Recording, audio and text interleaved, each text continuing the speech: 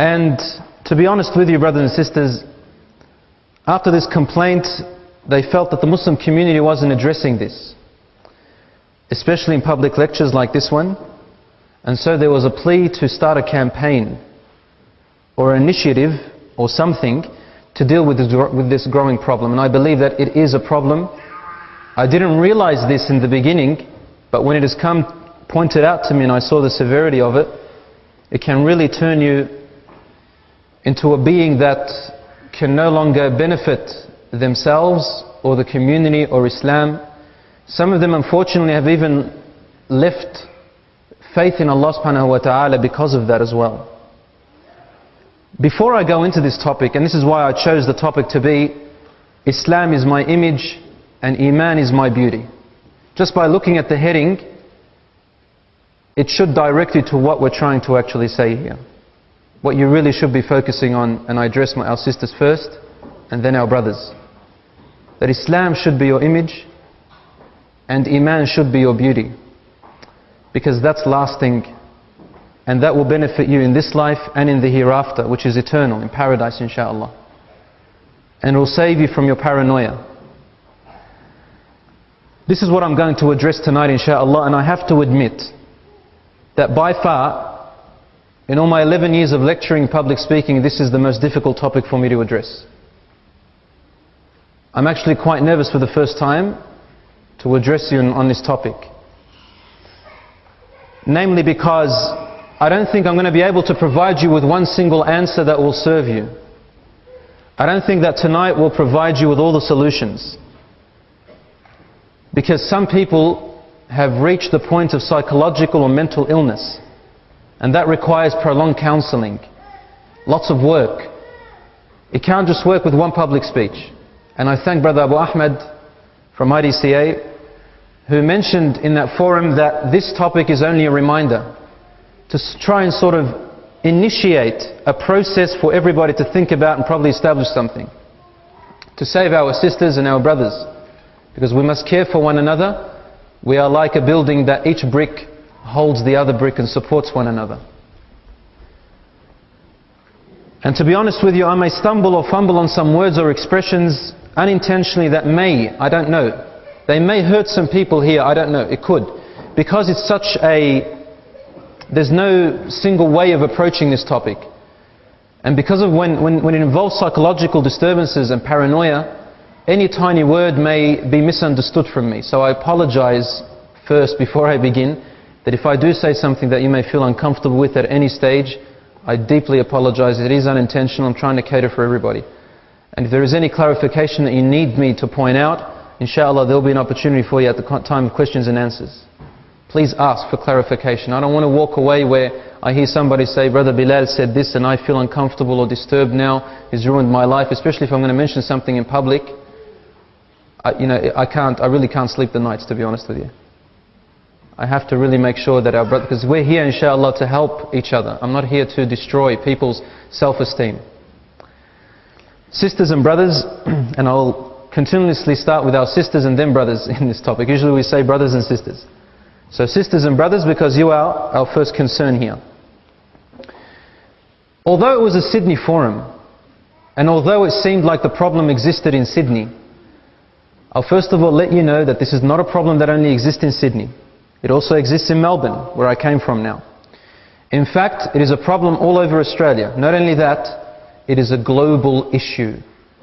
Mate, look on the internet, search the papers about fashion, the fashion industry, modeling, self-image, and you find non-Muslims talking about it everywhere. Psychologists have large papers and articles about it. It's everywhere. And not only Muslims are suffering from this, I tell you that in fact it began in the West. And this has infected the Muslim society today. It's very unfortunate. Even in our so-called Muslim countries, you know, in the Middle East, in the Gulf, well, not now necessarily, but because they have other things to worry about. Allah subhanahu wa ta'ala help them and save them. But it's everywhere. It's a problem everywhere. And as a teacher myself, I noticed that at the school it's beginning from young children, especially among the girls from the year 7s onwards, and now even grade 6s. as young as that, until unlimited age. Brothers and sisters in Islam, America, which I believe is the leading cause of this low self-esteem because of self-image, because they're the people in charge of Hollywood, and lots of people, the majority of the people of the world watch Hollywood and they try to imitate them and try to be like them. Let me tell you that in America, $20 billion is spent annually on cosmetics. $300 million on cosmetic surgery. $33 billion on dietary products. And this illustrates how much time people are actually spending on their outer beauty, on their appearance, physical appearance. And the biggest money-making industry in the world today, brothers and sisters, is the fashion and model industry, which is encompassed by the pornographic industry. It's the biggest money-making business. And these are the people who are leading the world today and causing people to think about their image and pressuring, first of all, the women to be like them and dress like them and walk like them and look like them. After airbrushing them, after using the latest computer technology to change their whole shape. If only you would see them before they were changed on computer, you will thank Allah 1,000 times that He made you so beautiful. And they make them look deceivingly super attractive. But they're only on images, in magazines or on the television.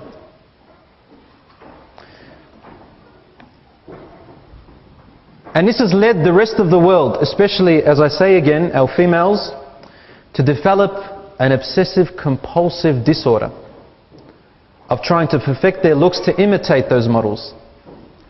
And when Allah subhanahu wa ta'ala forbid the men first and then the women second to lower their gaze, He said it out of wisdom. Today I admit that a lot of men who I hear from have found that the biggest struggle to actually lower their gaze when it comes to these things, unfortunately. I don't know, either due to the fact that it's everywhere they look, they say, brother, everywhere I look, I'm driving, on the freeway it's there. Huge billboard the size of Mount Alaska. And women themselves also have to look today. And there is a great wisdom in Islam why the Prophet ﷺ made a boundary to how much a woman can show in front of another woman.